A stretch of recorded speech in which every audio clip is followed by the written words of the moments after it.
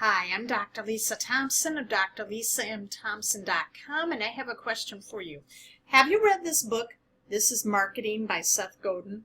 If you haven't, I highly recommend that you pick up this book and read it. It is available on Amazon, both in the hardcover, and it's also available on Kindle. I have the link in the description of this video.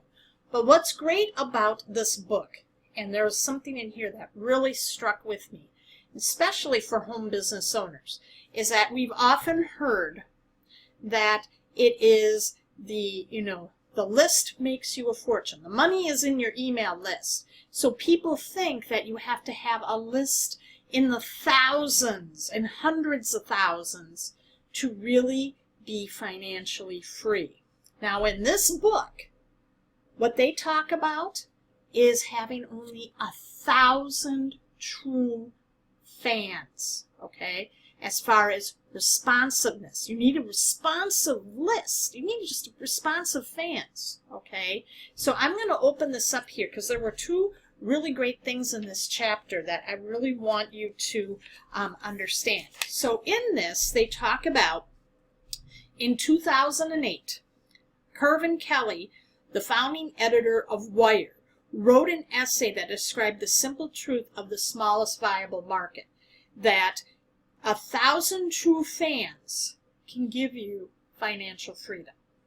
1,000 true fans. So what they said a true fan was, a true fan is defined as a fan that will buy anything you produce, okay? So and what's great about this is that these 1,000 true fans, they are people who not only care about your work and they'll buy whatever you recommend, but they're also going to spread the word. They're going to sing your praises, and they're going to tell people about you and about your products and what you do to help the market, okay? Which lowers your advertising costs, okay? So the challenge is, and I found this so interesting, is that people think they have to enter into a huge market. And it's not that. You just need a micro market. And then they go on and talk about this. And this blew me away about the Grateful Dead. Okay? Grateful Dead, one of the people considered one of the greatest rock and roll bands, okay, of the 1960s. So with the Grateful Dead, and this is what Seth Godin writes, and this was absolutely amazing. The Grateful Dead only had in its entire career one top 40 hit. Okay? Only one top 40 hit. However, they grossed more than $350 million in revenue while Jerry Garcia, their lead singer, was alive, and another $100 million since his death. Okay? And they made their money. Okay, ticket prices only averaged just $23. How was that? Because they found 1,000 true fans. Now, they go on here. Now, Seth outlines the Grateful Dead's success. This is amazing, because this gives hope to the home business owner. They appealed to a tiny audience and focused all their energy on them. Okay, so they knew their audience. They knew who they were targeting with their music. They didn't use radio, okay, to spread their idea. They relied on their fans to share the word hand to hand by encouraging them to show up to their shows. You probably heard that there were the Deadheads that followed them to every single show they did around the country. People would follow them. In fact, one of the famous Deadheads was legendary basketball player Bill Walton. Okay, he was a Deadhead that followed him around. Instead of hoping to encourage a large number of people to support them a little, they relied on a small number of true fans who supported them a lot. Huge, huge.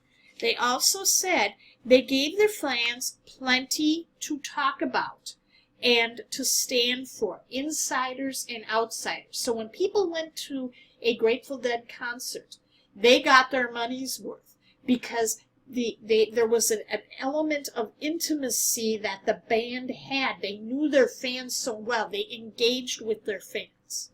Okay? So what they also did, now this is huge.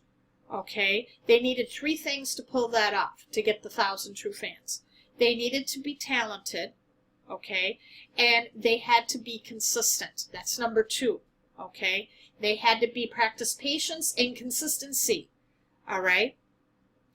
No, 1972 was considered to be the peak year for the band, where only 5,000 people came to a show.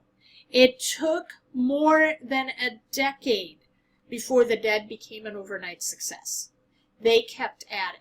So many people, and I think because of this 30-day money-back guarantee, people say, well, I'll give it 30 days, and if it doesn't work, I'm done. Okay? What if it took you 10 years to build your financial freedom? What if it took you 15? What if it took you 20? Would it be worth it? Consider the alternative. Okay, consider the alternative. Look what the Dead did. With 1,000 true fans, they've grossed over $350 million. Okay, and the guts to be quirky, meaning they were true to their authentic self.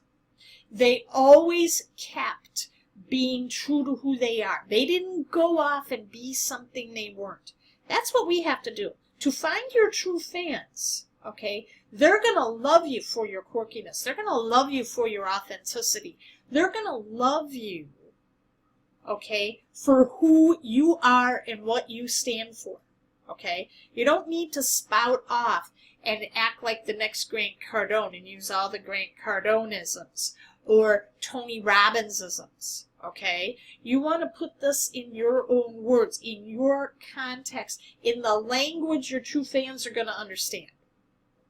Because you don't want to be communicating at people to create your true 1,000 fans. You want to be able to communicate into them. And you do that by speaking their language. Okay? So I hope this helps you out today. This is an amazing book, this is Marketing by Seth Godin. You can't be seen until you learn to see.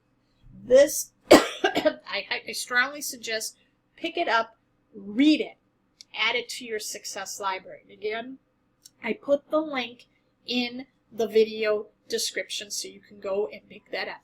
So if you got value, leave a comment and share. And if you're not on my newsletter, go to workwithdrlisathompson.com. Give me your best email address, and I will start sending you updates on how you can learn more tips, strategies, and resources to build a full-time income while working part-time from home. Thanks for watching, and I'll see you in the next video.